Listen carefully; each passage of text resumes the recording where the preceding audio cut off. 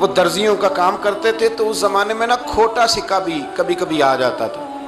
کھوٹا سکہ پرانے لوگوں کو تو پتہ ہوگا، چلو نوجوانوں کو بتا دیتا ہوں، چاندی کے سکے ہوتے تھے تو اوپر سے جب وہ گھس جاتا تھا نا نمبر، تو اس کو کہتے تھے اب کھوٹا ہو گیا۔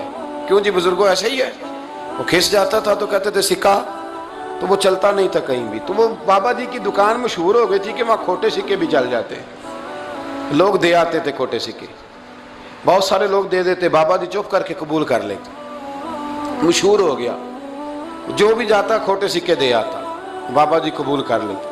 پھر شام کو نہ گھوڑے پہ بیٹھ کے جاتے اور دریا میں بہاتے۔ ایک دن کچھ بندے کھوٹے سکے لے کے آ گئے، تو بابا جی ابھی مصلے پہ تھے، نماز پڑھ رہے تھے، تو بیٹے نے کپڑے دیے تو کھوٹے سکے وصول کیے۔ تو وہ کھوٹے سکے دینے والا شخص کھوٹے سکے دے رہا تھا، تو وہ بچہ کہنے لگا تم نے بڑی عرصہ بیوقوف بنایا میرے ابا کو، کھوٹے سکے دے لے جاؤ۔ کہنے لگا تمہیں واقعی نہیں پتہ چلتا کھوٹے ہیں؟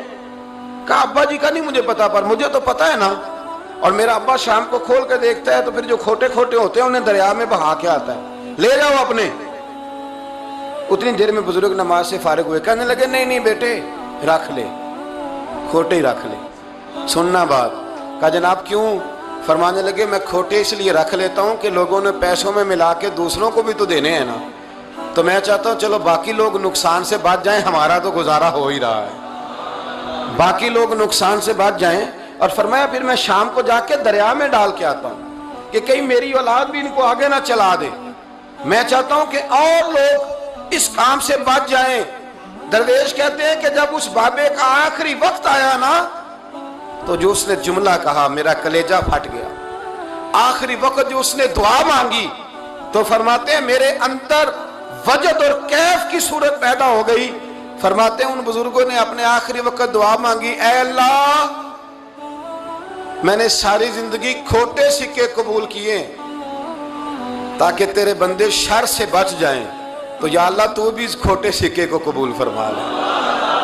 اللہ میں نے کھوٹے سکے قبول کیے، کھوٹے، تاکہ تیرے بندے تکلیف سے بچ جائیں، تو مالک میں بھی کھوٹا ہی ہوں، اللہ تو بھی اس کھوٹے کو قبول فرما لے۔ اور یہ دعا مانگ کے نا تو کبھی روتے کبھی ہنستے۔